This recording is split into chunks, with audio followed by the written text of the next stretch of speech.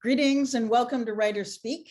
I'm Susanna Clark, Director of the Mahindra Humanities Center and the Morton B. Knopfel Professor of Music at Harvard. It is my great pleasure to welcome you to our first Writers Speak of the semester, featuring Rachel Kushner in conversation with James Wood. For those of you who are regulars to Writers Speak series, you will have noted that we have a new convener, Duncan White, who is taking over the role from Claire Massoud.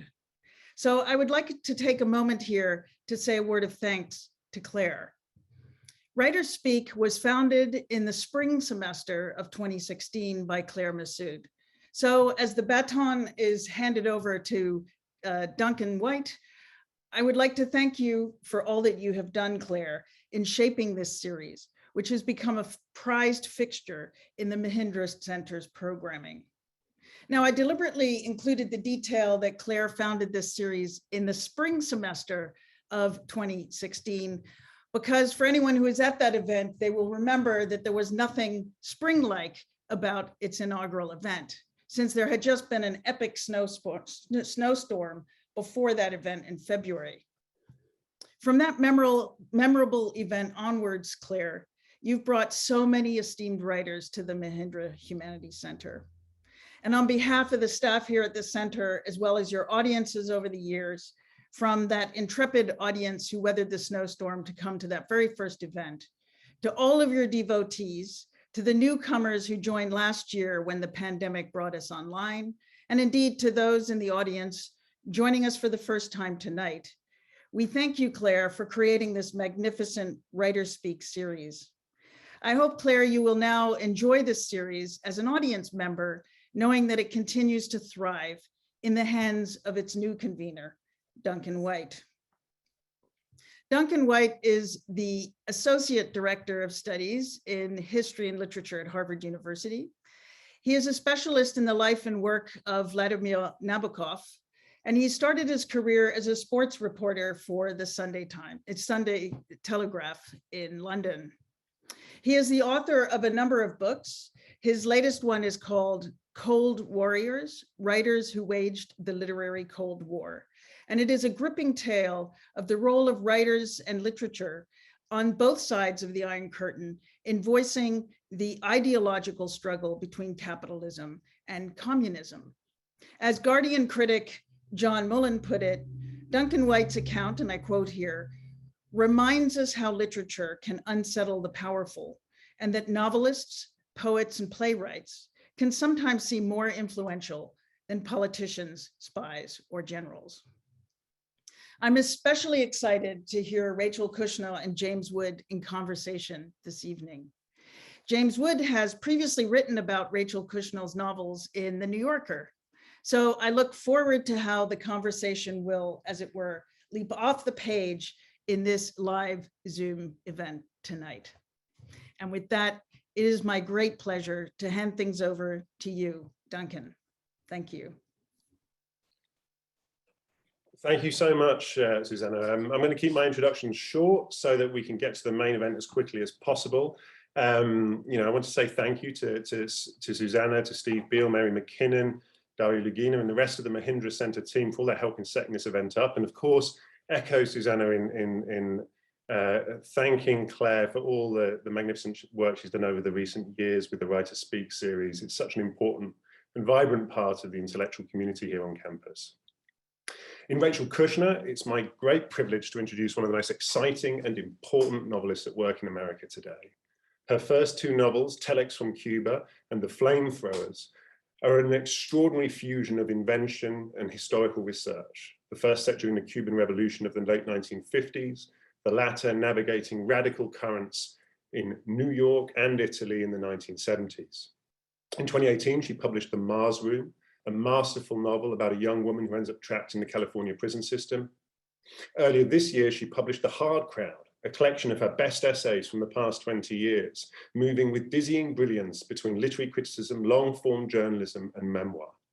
Whether she's writing about the beatnik tradition in American literature, telling the tale of her participation in a notorious motorcycle race across the Mexican border, or recounting the night she found herself drinking with Keith Richards, reading Rachel Kushner is always a thrilling experience.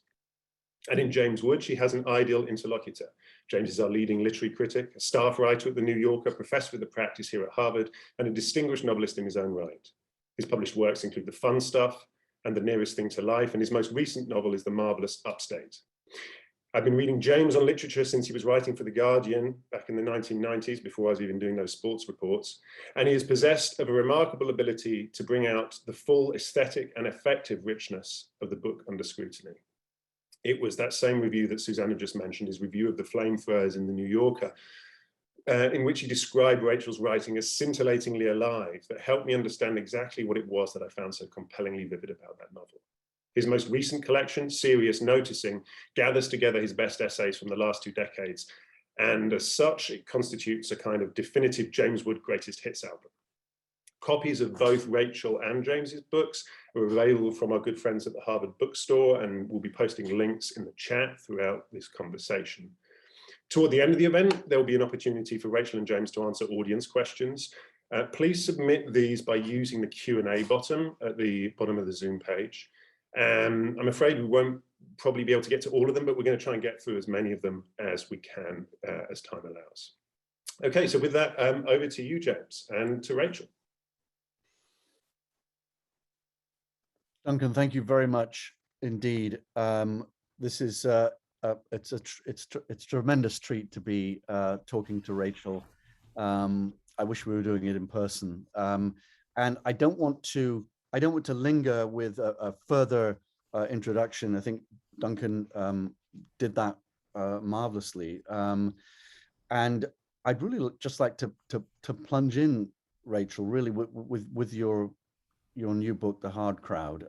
As Duncan was saying, there's incredible variety of essays here about riding motorbikes, about cars, one of my favorites, about Jeff Koons, Clarice Lispector, Cormac McCarthy, memories of San Francisco in the 80s and 90s when you were younger, rock music. It's phenomenal, and indeed there's so much that I fear we won't get to everything. But maybe one way to get our interview, our conversation going, would be just to ask you about connections between writing fiction and writing essays. Reading the book, I can see all sorts of thematic connections: politics, art, prisons, machines of one kind or another, particularly of the automobile-like nature.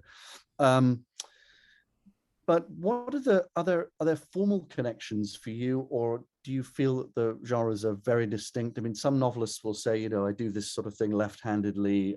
It's you know, it fits into the interstices between, you know, the major work, and yet I can see that it's not just themes. There are certain ways in which you take memories of your own teenage years, say in San Francisco, and then give them, say, to Romy Hall in your latest novel, The Mars Room, in a slightly different version. Anyway, I'm interested in that connection between fiction writing and essay writing.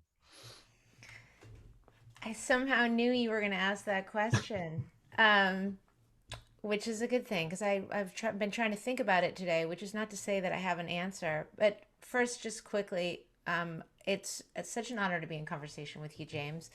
And I likewise wish that we were doing this in person. But it is great that people can log on from everywhere. So there are upsides that come with all the downsides. In terms of, so, this is my first book of essays. It came out in the spring. And just to give a bit of background, at first I thought, well, I've been collecting these things for a long time and had thought previously about putting them together into book form. But I really felt that I needed one specific through line. It doesn't mean that it would have to be organized around subject matter or any particular kind of theme, but maybe even just a mood or vibe that would justify the inclusion of certain pieces and put them into a particular order so that a reader could pick up the book and start at page 1 and finish at page 250 and feel they'd been on one journey, rather than this is the random stuff that Rachel was up to in between these three novels. And somehow this phrase, the hard crowd, came to me. Like Clarice Lispector is part of it, and so is Marguerite Duras. In fact, Duras is almost like Dur. It's, it was a funny kind of Freudian language meaning there. I started putting things together, and by the time I had compiled this book, it was a surprise to me that I felt the book had as much to do with who I am as a writer as my novels do. And that was a surprise and not anticipated, because I'm fiction forever in a way, as a friend of mine once said to me of his own fiction. That was actually Don DeLillo who said that, fiction forever. But the essays, I guess, for me, reflect a certain disposition that may be quite deep in who I am and who I've always been, in terms of being more interested in other people than I am kind of in myself, and in trying to learn about the world and study the more mysterious codes and rules that kind of exist and hover just off screen, and many of which cannot be learned even through reading books, but have to be acquired through experience. And now I'm old enough that I've had a lot of those experiences already, and they kind of were such big experiences that they precluded being really serious about the practice and the art of making fiction. So now it's time to put them all in order, which isn't to say that I don't draw upon them also for my fiction. As you pointed out, the Mars Room has a lot of there's an intimate relationship to much of the material that's in that book. In fact, so much material that is intimate to me that I sort of thought I was done with it after I wrote that book, kind of like, Right. I'm done with this. But in fact, I wasn't, which is why I ended up kind of going back to some of these, I think of like primal scenes in San Francisco. But in terms of like formally what's different between the two, my thought, because for some reason I knew that this would come up, or that it should come up and probably would, is arrogantly, I would say the essays are possible. Before I've written one, I know it's possible. If I put in the work and I'm diligent and I wait for the right moments and I have the presence of mind to write things down as they're coming to me, I can make an essay happen. I can take an assignment and I can make something happen. Fiction is so much more inchoate. Am I saying that word right? Inchoate. Yeah. It's a darker journey. It's not an orthogonal line, but also it's, even if like in certain essays I feel like I can give valor to ideas and people in my life that I think deserve it, even if other people wouldn't necessarily recognize those ideas or those people as having valor. But in fiction, I think that a person kind of gives valor to the whole project of consciousness, to everything that comes into your view and strikes you and stains you, for better or worse, in good ways and in negative ways. And you're trying to kind of give grace to the whole project of being alive and being someone who pays attention. And so you're braiding something into a shape, but you're taking things from such disparate corners, and you're not able to necessarily just muscle it out. Whereas I do believe that an essay can be rendered into being, can be conjured in that way through will alone. Right. That's a wonderful definition. This idea that you begin the form knowing that it's possible, that it's realizable. I think that's very true. There's something terrifyingly limitless about a novel, and yet I noticed, particularly in the essays here in the book that are memoirish, Um, particularly the title essay, The Hard Crowd, but also the wonderful one, Not With the Band, about, which is similar material about, working at various bars in various places and attending gigs. That you're not. One thing I really like is you're not afraid to just let the form accrete. I mean, when you're on a memory, you go with it, and then you're happy just to say, and by the way, there was this other thing that I want to tell you about, and here it is. And then you go to another memory, and there's a nice fluidity about it that I guess it is essayistic, but also seems, I don't know, it seems a little different from the idea of knowing what you're going to do in an essay, knowing how it will begin, how it will end, that it's realizable, and so on. There's a nice sort of, I felt, say that The Hard Crowd could have been 3 or 4 times as long, the title essay. That's wow. Well, I'll take that as a compliment. I mean, certainly there is enough material for it to be 3 or 4 times as long, but I felt like I was giving people a taste, giving us kind of sampling where you would have the sense like Yeah. these aren't the only stories that this writer has to make this point that she's trying to make, which isn't so much just about the stories themselves, but maybe the lack of connections between some of them and the way that the more reflective mind starts to feel the sensations that come up as you get older and are in conversations with people and scenes and places that you'll never see again, that are texturing your everyday reality. It's actually a kind of strange and incredible thing, and I wanted to pay homage to it. In terms of, I guess, like disjunctures, which is perhaps what you're describing between paragraphs, maybe for me, formally, that could have something to do with what I'll arrogantly and egotistically call my lack of interest in ego. Like the idea that the essay has a shape could be rooted in a writer's overconfidence that they know what lesson they learned and are going to share and impart to the reader. Right. And I think I don't come to writing that way. It just isn't interesting for me. I kind of want to put these like floating, dense memories out there and then reflect upon the nature of memory itself Yes. and put other people into the place of primacy. Like they're on the marquee and then they're off the marquee and something else is on the marquee. And I'm always on the ground looking up at the marquee. Yeah. So the more chatty connectors, maybe stylistically, that someone else, I'm not thinking of anyone in particular, might go with are not, they're not of use for me in terms of what I'm trying to do. That's very interesting. That was exactly my sense. That 2 things that really struck me reading this book. First is this beautiful sense of forgiveness, of sort of amnesty that goes throughout the entire book. I think it's allied very much with your curiosity, right? Everything is open to you and not to be judged.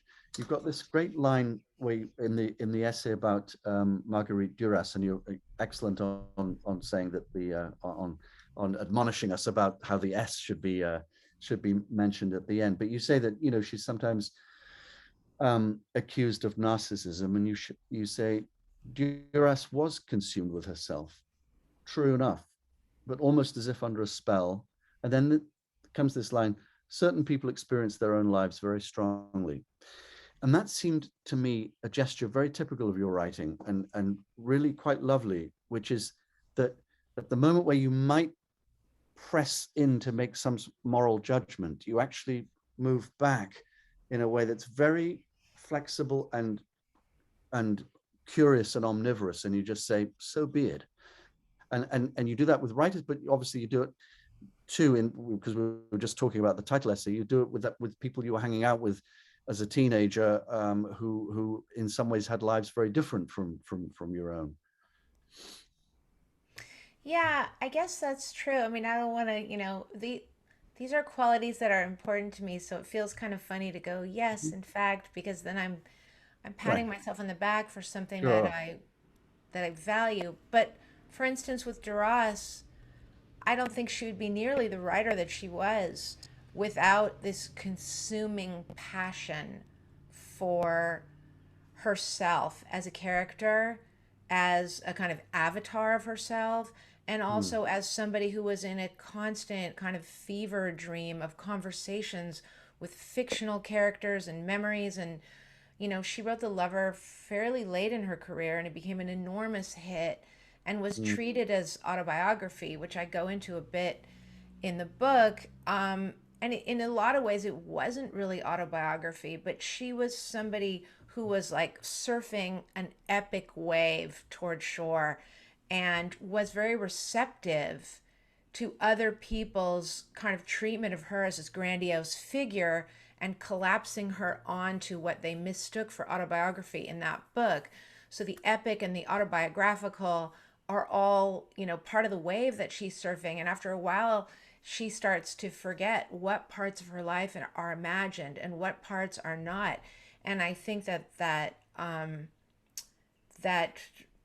that threshold between the two is this wavering line. That word liminal, I feel like it's so cheesy when people use it, but really, I guess mm. it's the word I'm looking for. Right. I think that line was incredibly generative for her, and all of her novels kind of come out of it. So maybe I'm sort of avoiding, what was implicit as a question in your observation, but by not judging her for being a narcissist, I feel then I'm granted with the gift of being able to think about her as a whole and dialectical person with strengths and weaknesses that Right. kind of had to be there in order to make her who she was. Right. Yeah. Um, I don't know. I think that judgment is not a useful tool for me as a writer.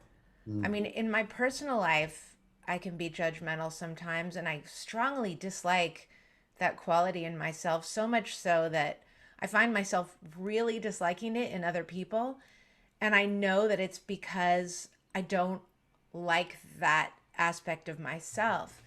But mm. in writing, I feel wonderfully free of it. Yeah. Um, but also, I do take people in, like way in, and think about who they are and how they feel and how they think about things and how they rationalize them Yeah. and what's magnificent about other people and kind of larger than life. And that's just where I get my small and large joys. So And I've this too was something your parents did, right? I mean, you say at one point that your house was it was blessedly free. I can say blessedly free because mine was the opposite. Blessedly free of sort of religious prohibitions and traditions and so on. It was a place where lives sort of took occupation, occupied the house, and it was full of books, and it was very sort of bohemianly open in that sense to a lot of different kinds of ways of living. Yeah, I would say so. I mean, my parents are still like that. They're kind of like people who are into the honeypot of life. They're really interested in other people. And I mean, generationally, they always said they were too old to be hippies and too young to be beatniks. But strains of both of those cultures as influence definitely made their way into my parents' lives and into our house. When they met, they kind of bonded over both being huge jazz aficionados, and so it was kind of more like the tail end of a beatnik culture. And then they moved to Eugene, Oregon in a school bus before I was born, and it was definitely like the center of hippie. It was hippie town USA. Now it's like very anarchist culture there, in addition to the hippies, but also Right. a logging community. It was all these different things, and my parents have always sort of adopted people who were sort of honorary family members and colorful characters, I guess. Yeah, I don't. It's hard to describe. I mean, some of there. I write about that some in this essay collection, The Hard Crowd. There's one that's nominally about the poet and Artaud translator David Rattray, but it's mostly about the people that David Rattray wrote about, who were my parents' two best friends, Johnny Sherrill and this poet Alden van Buskirk, who died very young and tragically of a quite rare blood disease at the age of 23. And I knew Johnny very well. He only died about 20 years ago.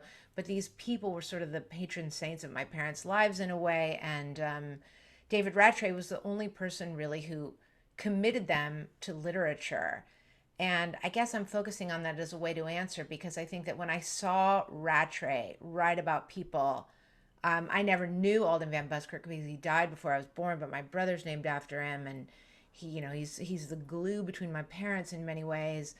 And I knew Johnny very well. He lived in his truck. He lived on a houseboat. He went to prison for robbing a train when he was 17 and was trained as a machinist, and then kind of became a folk artist. And his parents were folk artists who lived in very far Northern California, and we used to go to visit them. And I think seeing that somebody would try to capture those lives in literature sort of made an impression on me. And I think I sort of thought from reading people like Nelson Algren and John Steinbeck, which is, directly the result of what my parents were reading and what was on the shelves, kind of gave me this message about the old weird America, and I guess something like hobo living and fiction. I don't know. Right. And then as a teenager, you had to experience your own version of that. That's very insightful. Well, I mean, it was different but adjacent, right? It was your experience of certain varieties of life that you, and this is something I really love about the title essay, that you were part of and not part of. At one point, I think you described the complexity in terms of you feeling, somehow better than the world you'd become involved in San Francisco, and at the same time inferior to it. And maybe you would just talk a little bit about, I mean, you can either read from it if you want to, or just talk a little bit about that world that you summon up in 2 or 3 essays in the book. Yeah, sure. It's hard to describe the neighborhood that I'm from because it just sort of looks like a mild middle to lower middle class neighborhood in an unfashionable part of San Francisco. It's called the Sunset District. And I guess, unlike my own parents, most of the kids I met who lived there, who went to public school with me, didn't have 2 parents. Parents hadn't gone to college. Most people just had one parent. Actually, a lot of the boys that we hung around with lived in foster homes. So a lot of kids had no parents. Some kids had no parents. I think that San Francisco is complex, and I know this isn't really what you were asking about, but just to sort of give a sense of it, I think that some of the kids' parents were people who were sort of refugees from or profoundly wounded by the late 60s scene in San Francisco, which had hardened after the Summer of Love into a kind of place where people did a lot of heroin, and a lot of people's parents struggled with addictions. Then there were also quite conservative families in the Sunset where the parents were working class Irish Catholic. And many of those fathers either worked for the San Francisco Police Department or for the San Francisco Fire Department. And it's funny, the kids would take Gaelic on the weekends, which, I tell that to my Irish friends now, like Colm Toibín, and he just thinks it's hysterical because you have to have sort of left a place to fetishize it to that degree. And the boys all had Erin go Bra tattoos, which is another thing that makes Irish people laugh. But nonetheless, that's the culture of it. And I think that I was always attracted to what I call or think of as those most brightly alive. And in my neighborhood, the people, I used this word earlier, and it's meaningful to me, the people with the most valor, who behaved with the most valor, the most courage, also happen to be the people who were willing to totally commit themselves to the present tense with no sense of the future. Mhm. And that's where valor resided, in that world, among that peer group, which I wasn't choosing over some other peer group who was, getting ready for violin concertos that just didn't exist there. So I went with what did exist. But I also wanted to escape it. I wanted to go to college. I knew that I would eventually leave it. And and I did. And a friend of mine just recently said to me, it was really regarded as a disloyalty that you left and went to college. Mm. So that comes back to me saying that in the book, feeling, beneath and above at the same time. And it's okay, I think, to feel both and to process these things. And wonderfully, luckily for me, for those friends that are around and reachable, they all still live in San Francisco, or they can't really afford to live in the city proper, but are still around, and I'm still part of that friend group.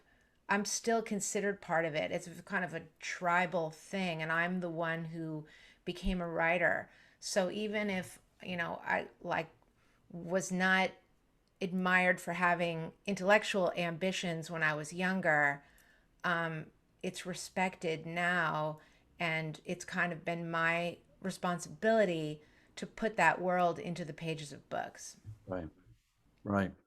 To become a writer, you say, is to have left early on, no matter what time you get home. And as you often note in your book, the price of this kind of valor, whether it's living right now, taking a lot of drugs, or riding incredibly fast on a motorbike, is that you lose your life. And your book is coursing through your book are these elegies to people who know more. Yeah, I guess that's true. I've been asked about that quite a bit, like about this idea of risk. Yeah, And I realized that, it's a disconnect for me, but I mean, you're more prompting me to, it's more, I guess, about other people and some of them no longer being around, but I don't consider myself really a risk taker. The essay about motorcycle riding is, it's the first essay in the book, and it's the first thing I ever published anywhere. I guess I started writing it in 1998, and then it was published in 99 or 2000 for the first time. And I included it first because I feel it gives a certain, an accurate account of who I was and what I was up to before I became a writer. And there are many people in that essay who kind of come up as like scenelets, who for me were really interesting people. And then by the end of the essay, I'm cataloging a fairly long list of those people who are no longer yeah, with us, because motorcycle riding is incredibly dangerous. Some of yeah, those people died, um, you know, being reckless. People who were incredibly skilled racers, road racers, on the track, but rode like they were on the track on the streets of San Francisco and died doing that. mm, Others who were just tutting to the post office, and somebody in a car going too fast made a left right in front of them, wasn't paying attention. Um, but in terms of like the race itself, the Cabo 1000, which you do, is a pretty crazy thing in terms of what it is, spanning the length of Baja, 1,100 miles in less than 24 hours.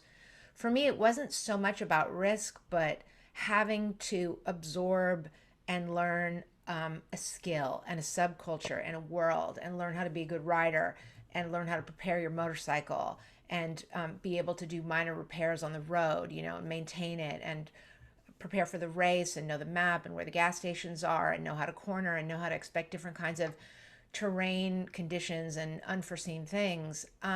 So it felt at the time to me that it was more about meticulous and total commitment to something, rather than I'm going to be reckless. Um, yeah, at the same time, yeah, like the bar that I write about, the blue lamp, some there that was, I guess, had a certain proximity to death yeah, about it. yeah, yeah. It's certainly Yeah, it's certainly there powerfully in the book. I think one of my favorite essays is not with the band, the sort of autobiographical description of the various jobs you had tending bar, and your interactions with musicians. They're extremely funny descriptions of say, terrible behavior from Deadheads, sweet behavior from Keith Richards, and just great stuff. But I was really struck by this, by the two two lessons in the essay. And one of them comes from a story that you were told by a manager about Van Morrison, which is the thing about how Van Morrison plays a gig and then there's a party afterwards for his, to honor him or something, and he turns up at the house and is treated as a sort of deranged hobo and is not let in. And you said your comment at the lovely comment you have is that this seems right to you, to make the art and disappoint those who want to put you in the limelight.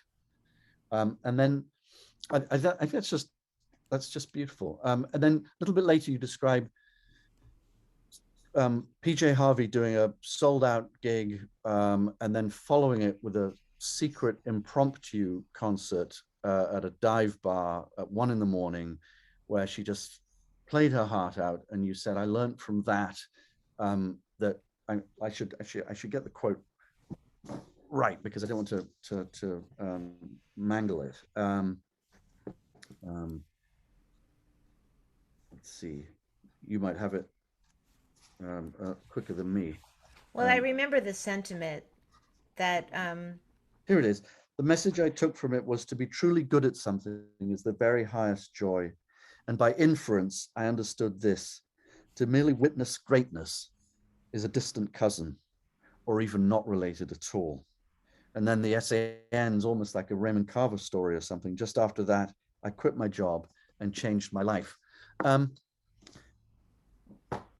back to that Van Morrison thing, or actually putting together Van Morrison and PJ Harvey, that seems, I think that there's a strong, that's a very, forgive me if I'm putting words in your mouth, but it seems to me that that's a strongly utopian ideal for you, is some kind of art making that is beyond corruption. Yeah. And somehow Van Morrison doing his thing, but then not being allowed into a party that would have, fated him, honored him.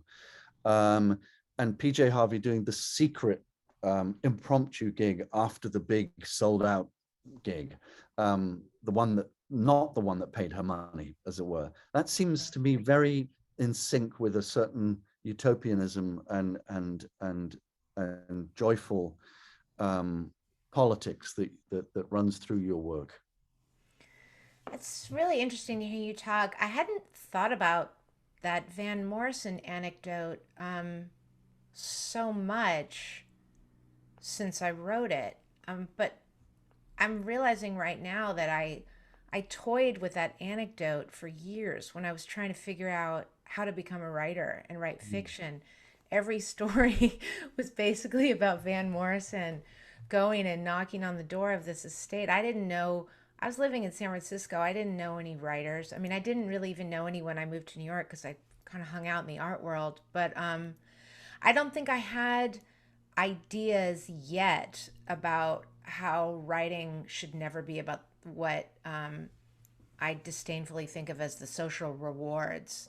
I try to avoid that, but I don't think it was explicit in my mind as the thing that was captivating about that anecdote.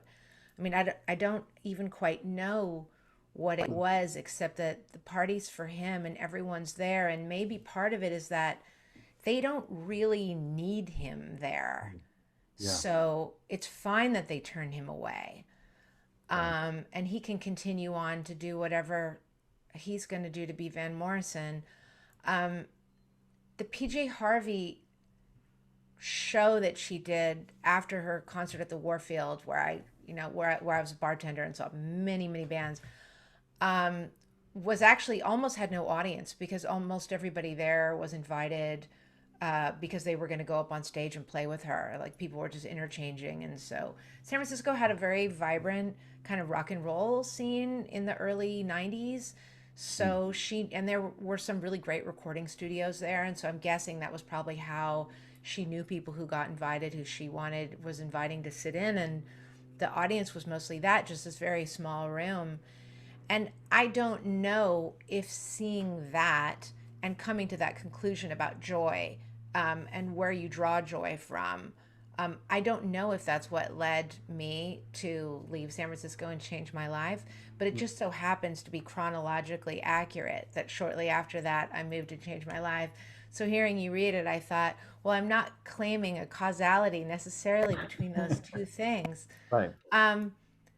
Because even that seems a little, would suggest that I think I went on to become like my own version of PJ Harvey or something. Like nothing of the kind, just trying to think into this moment that really stayed with me. I mean, it's so fascinating, like what we absorb and remember and what stays in as like a primal scene and what doesn't. She truly did seem to be in a state of dilated and prolonged exaltation. The longer she played, she didn't look tired at all. And I thought it's because she loves to do this. And indeed, I think any writer knows this feeling of joy when you finally find your way in and you're in this sort of directed trance. It starts to justify everything in life, and I don't know, like I was saying earlier about the difference between maybe novels and essays is that although both can offer this feeling of satisfaction, but fiction in particular starts to order life into a sequence. And I think it's a kind of pleasure that maybe is not unlike the pleasure a musician experiences. Yeah, yeah. There's a lot more to discuss, and I hope that we'll get to discuss your essay, Is Prison Necessary?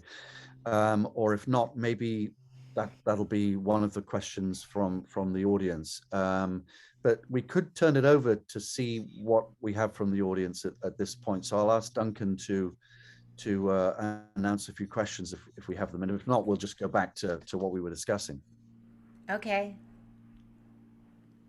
Hi both. Yeah, no, I mean, one thing maybe just to build on the conversation about rock music is a question that's about how it sounds like there's all these kind of these heroic figures, say people like PJ Harvey, who kind of offer this aspirational idea of how one can make one's art. But who were the writers that were doing that for you in this period, Rachel?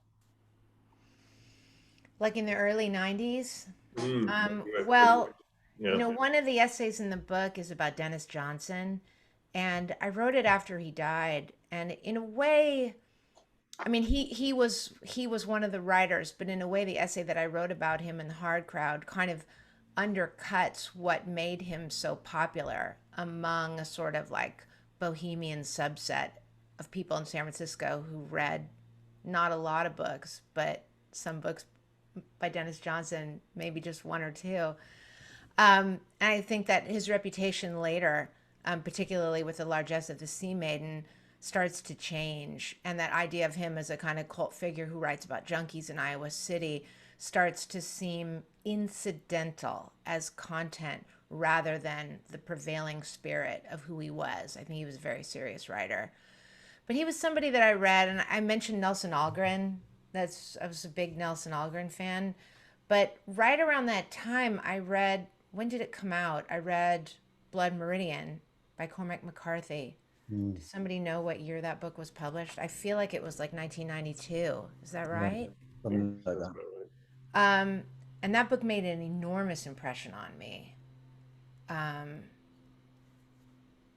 can't say exactly why. I also write about him in this book, but more about the Border trilogy, which I was asked to contribute a preface to. So I reread all three of those books and kind of felt like I'd drinking 28 gallons of chocolate milk by the time I got to the end of the many thousands or however many. I think it's 1,100 pages. It's the same like the number of miles between Tijuana and Cabo San Lucas. Um, but revisiting Cormac McCarthy, I felt quite differently about him than I did the first time. I know I read those as they came out, and seeing it again, it was so much funnier than I realized. I thought it was kind of like this fetishistic endeavor in like, you know, Cowboyville.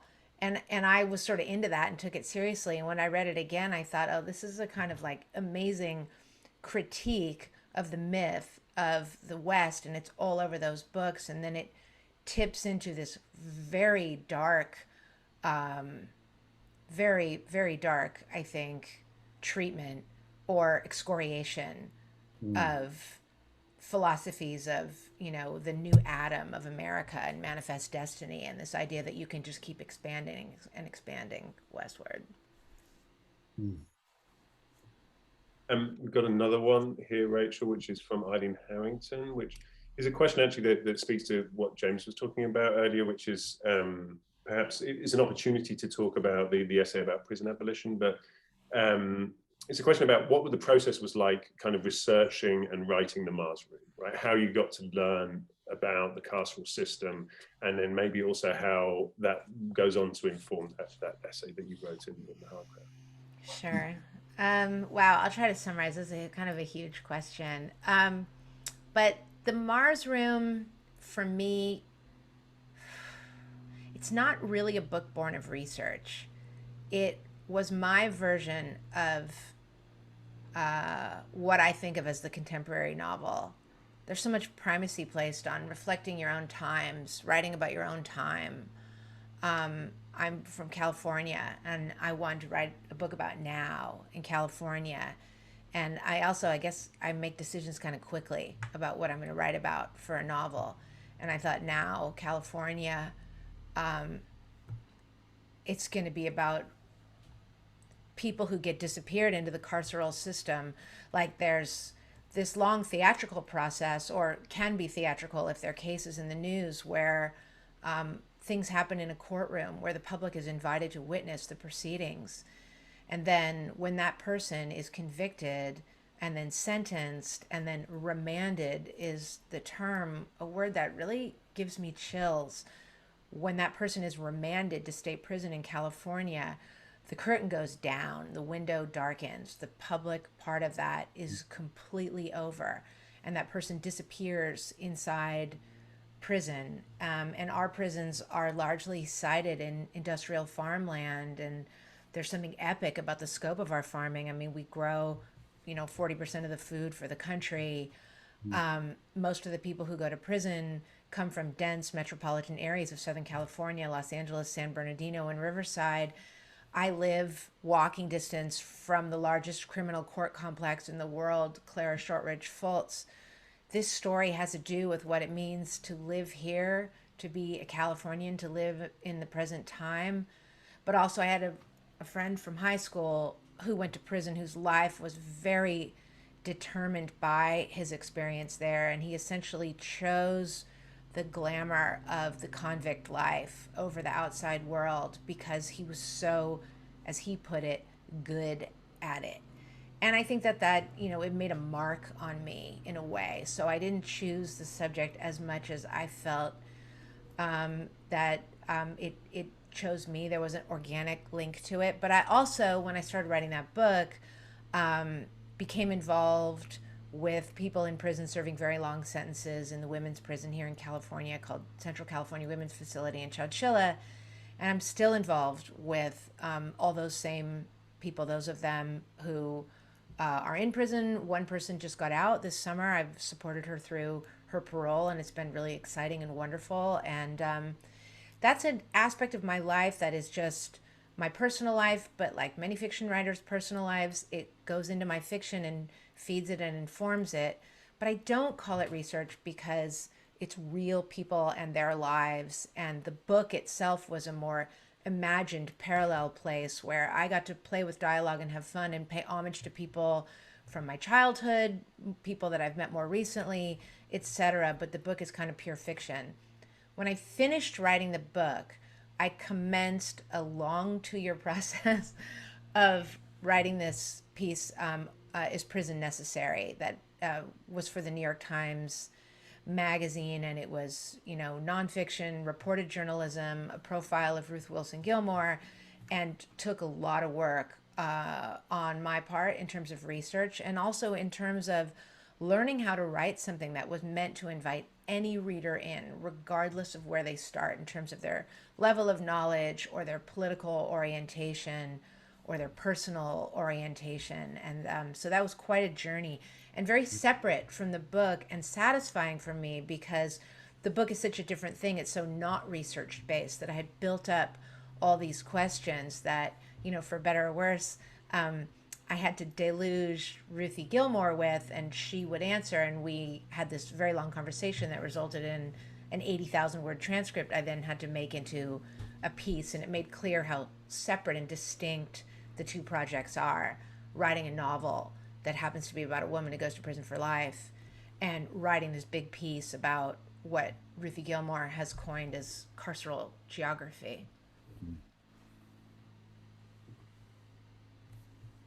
That's fantastic, Rachel. I just wanted to, there's another question here from Ernest Rubinstein. That's interested in something that you brought up, that you were in the New York art scene when you moved to the city, and if there are kind of any analogies between the work of musicians and writers, and how artists maybe influenced your own kind of conception of your writing. Gosh, that's such a good question. It's a hard one to answer, but it's warranted.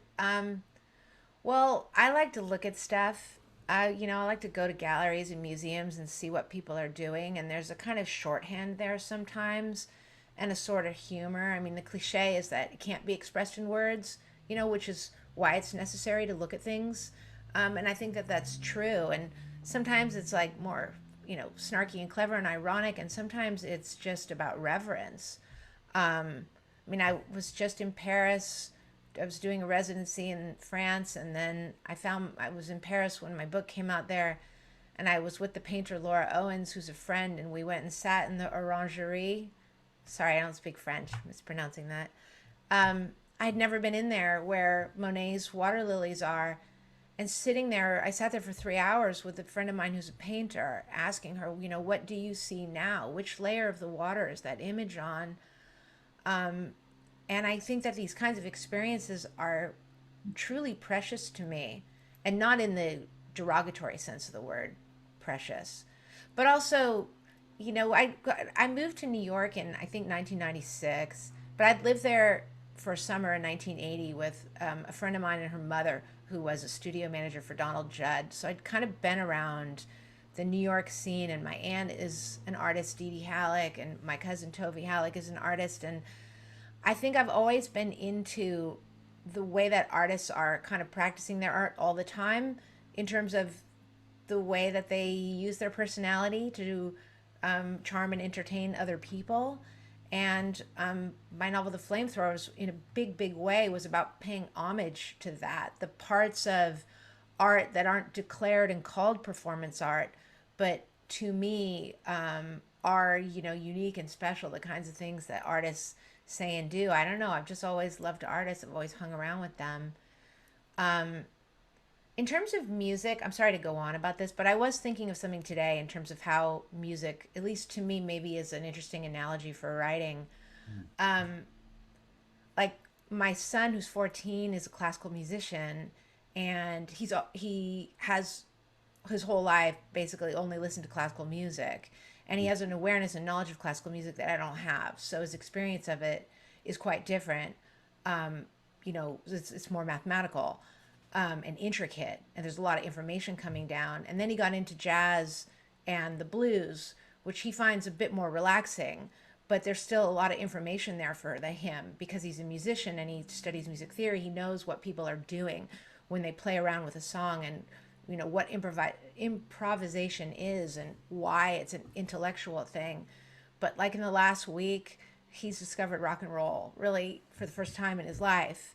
And now, you know, he's listening to, it's new for him. He's starting at the beginning. He's listening to the Beatles and the Rolling Stones and the Who and Led Zeppelin.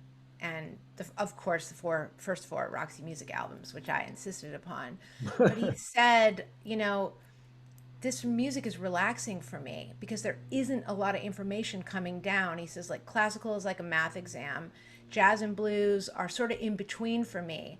And he says in rock and roll, like, yeah, I get it. Led Zeppelin, clearly we're listening to Howlin' Wolf. And he goes, but what they're doing with it, I don't have to think about it. It's just all vibe and emotion washing over me.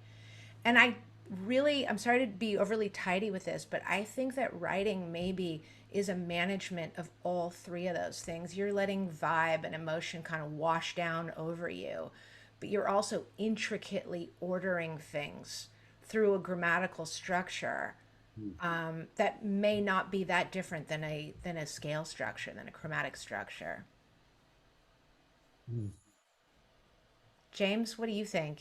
I like that a lot. You're a musician. Yeah, I'm really interested in this idea of it made me think of something that a friend said to me that was very shocking when I was about 17 or 18.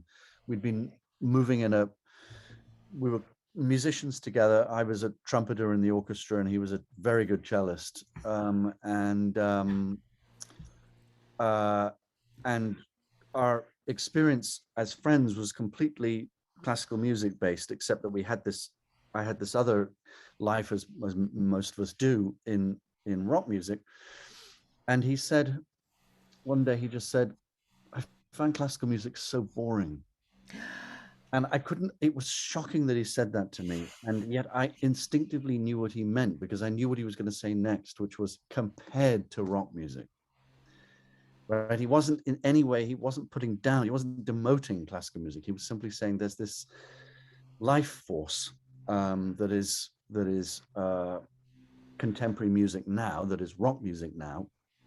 And the heavy informational load, the thing that for your son is like a theory exam with its own difficult pleasures and delights it can't be the same. It's just not, it can't.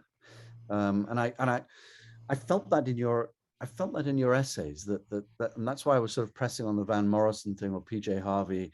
It's like these musicians, they might as well be on motorbikes going 140 miles an hour. They're doing something that, certainly for me, I would be terrified to be on a motorbike at 140. They're doing something that we couldn't do, that is just the life force. And it's a little different from sitting playing your Bach on a cello. It really is. And I think that, well, you know, to continue with it also as a metaphor for writing, that sometimes with writing, not only is it pleasurable, but also maybe like a pathway to truth, to have access to a rendition or a feeling about your life or other people's lives that is epic in quality. You know, it's about the epic. Marguerite Duras has a line, I think it's from her book Practicalities, which in French is La Vie Matérielle, where she says, a life is no small matter. A life is no small matter. And yeah, I mean, among all the things that musicians are able to do, whether they're consciously feeling that way themselves or not, they can impart that to the listener. And, you know, maybe for a kid who previously prided himself on only being interested in very complex music, like my son, you know, he heard pop and said, but there's nothing interesting going on. You know, he's really more interested in experimental music, like Julius Eastman, like people like that, because it has a complexity to it. And pop music just seemed like these refrains.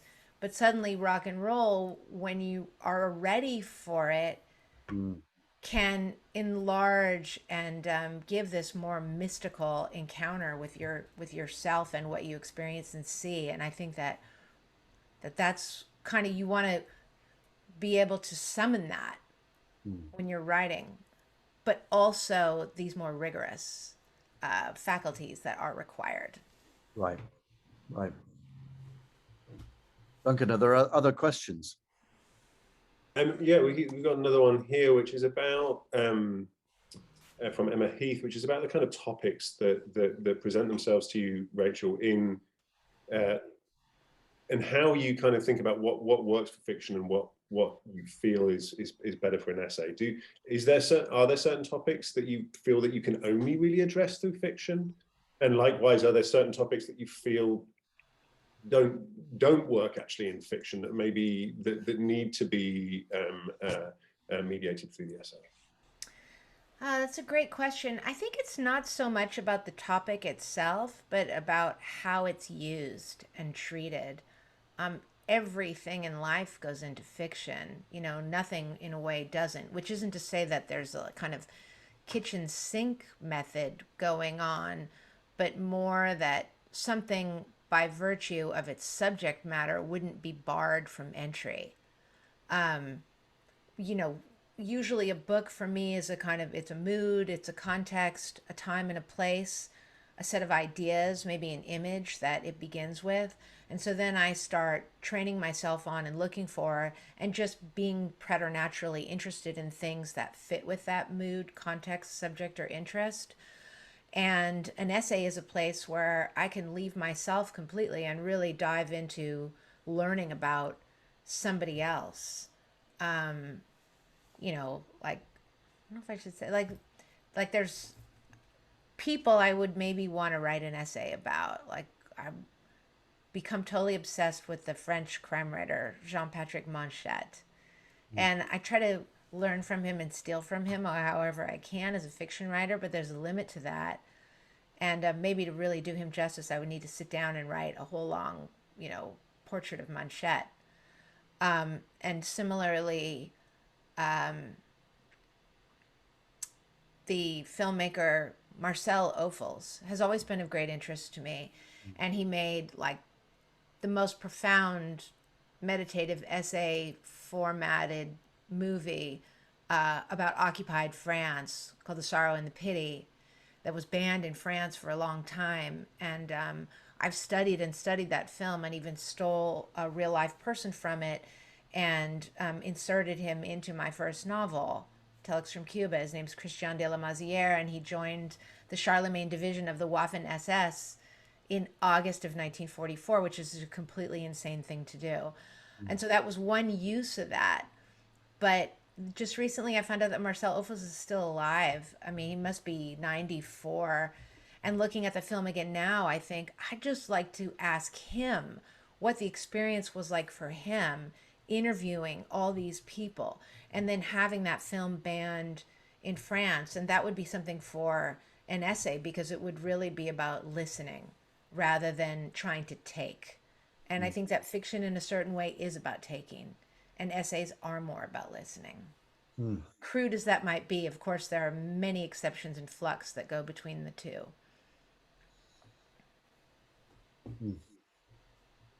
So don't quote me on that.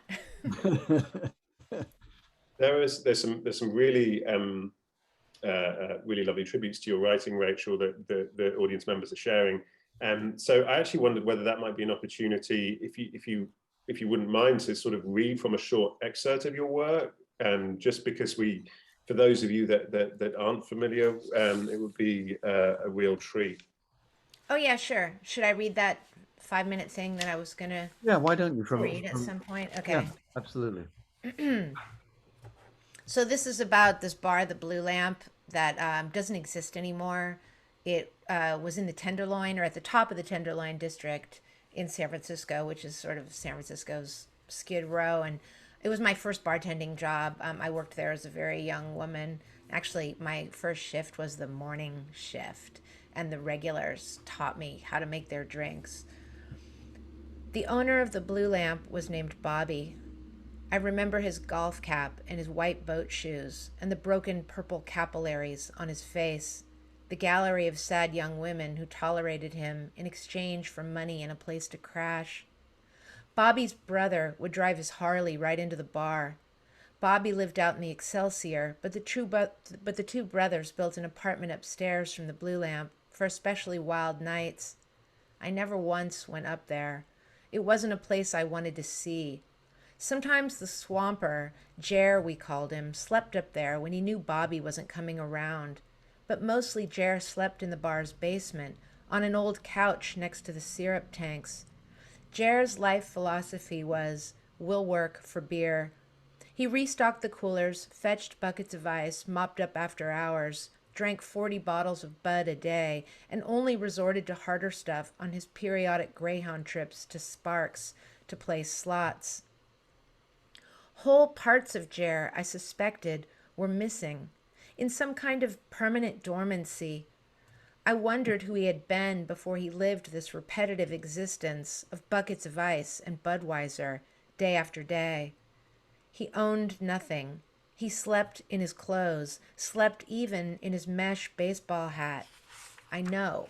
I saw. He lived at the bar and never went out of character. He was a drinker and a swamper. He said little, but it was him and me, night after night. A bartender and her barback are a kind of platonic pair, and Jer had my back literally. After 2 a.m. closings, he would come outside and watch me start my motorcycle, an orange Moto Guzzi I parked on its center stand on the sidewalk. These tenderloin bars were human puzzles. There was one up the street that had a double bed in the back where a man lay all day like it was his hospice. You'd be playing pool and drinking with your friends, and there was this man in bed behind a rubber curtain. Even the names of these establishments, all part of an invisible tenderloin circuit, evoke for me this half-lit world. Cinnabar, the Driftwood, Jonelle's. I remember a man, youngish and well-dressed, who would come into the Blue Lamp and act crazy on my shifts. Once he came in threatening to kill himself. I said, go ahead, but not in here. Did I really say that? I doubt it. I can't remember what I said. I never wrote about most of the people from the Blue Lamp. If I transformed them into fiction, I might lose my grasp on the real place, the evidence of which has otherwise evaporated. The bar is gone. All those people have died. Most of them, I should say. That might be why. Or perhaps a person can write about things only when she is no longer the person who experienced them, and that transition is not yet complete. The person who writes about her experience is not the same person who had the experience. The ability to write about it is proof of change, of great distance. Not everyone is willing to admit this, but it's true. In this sense, a conversion narrative is built into every autobiography. The writer purports to be the one who remembers, who saw, who did, who felt, but the writer is no longer that person.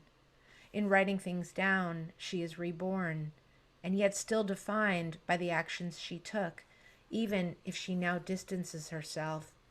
In all a writer's supposed self-exposure, her claim to authentic experience, the thing the writer omits reporting on is her galling idea that her life might become a subject put to paper, might fill the pages of a book. Really lovely. It's really lovely. Duncan, I don't know if there are further questions.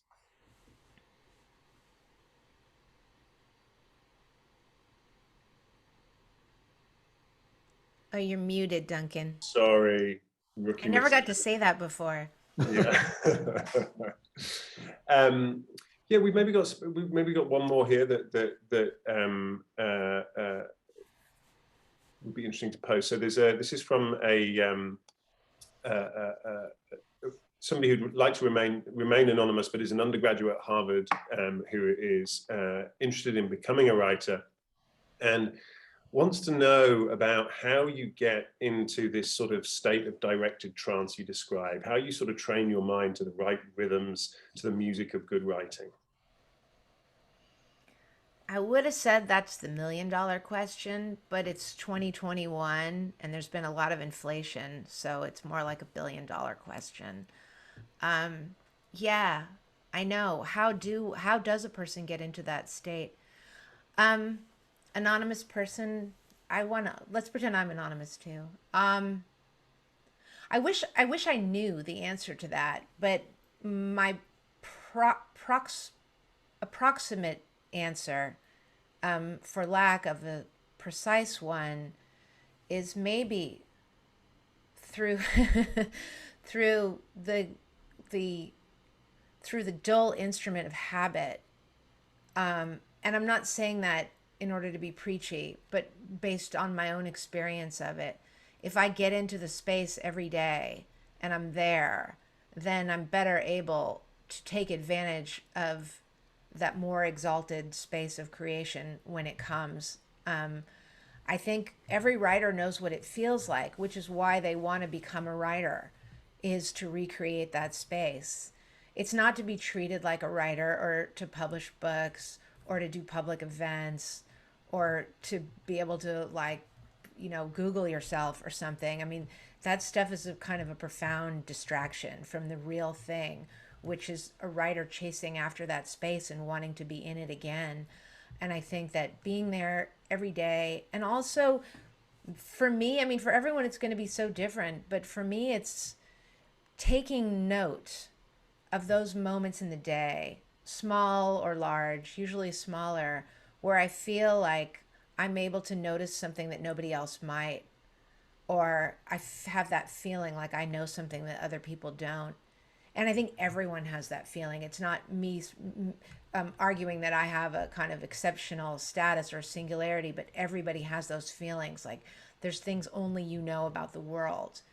And if you train yourself on them and write them down and then get excited about books and movies.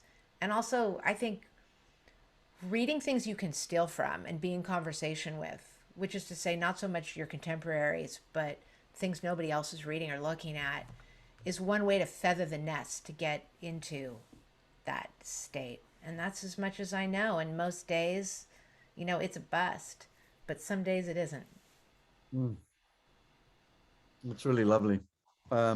I just wanted, I guess we need to go soon, but I just wanted to maybe end. I don't know if you have anything to say about this, Rachel, but this just lovely bit at the beginning of The Hard Crowd, the title essay, where you say, when you get to, our age, as it were, I know you're a bit younger than me, but you turn reflective interior to examine and sort and tally. You reach a point where so much is behind you, but its scenes continue to exist somewhere as memory and absence at once, as images you'll never see again. None of it matters. It's gone. But it all matters. It lingers. The whole of youthful experience has slid away, the years and the people, the moments and feelings. In all that loss, a person continues to locate little tokes of joy from new and surprising places, still learning, still becoming, busy being born and busy dying. You have a present and now, even as you drag with you a snowballing bulk of what was. Sometimes you spike a new joy, you really do. And sometimes you hit an old one. And the more you've lived, the more there are of the old ones. I thought that in a way could hang over the entire book in some way. It's a lovely summation. And in a sense, it does have some, I don't want to go on past our, our midnight hour, as it were, but it does have some relation to what you were talking to the trance-like thing. You're just full of all this, one is full of all this stuff, and it's all there and it's all disappeared too. And you have to get it back somehow. And getting it down on paper is salvation for it, right? It saves it. I think that's true. I mean, that part that you read sort of comes after me kind of drafting off of this Bob Dylan song, It's All Right, Ma, I'm Only Bleeding, where he says, those not busy being born are busy dying. And I'd heard the artist Richard Prince, who was a friend of mine, say something about being busy, being in a state where, I'm trying to figure out how to say this without repeating being twice, but that you get to a point in life where you're busy being born and you're busy dying. And I just latched onto it, and I wrote something for Richard for a catalog of his and started to build on this idea of what it means to be in those two spaces. But hearing you talk, I realized that writing in a way is doing both, because to give posterity to what has vanished is a kind of rebirth, you know, and maybe that's part of the kind of conversion narrative of sort of being reinvented and reborn by consecrating what's inside of you and what you don't really choose to linger over. It's just there. So you might as well reflect upon it and look at it. I think that's a wonderful place to end.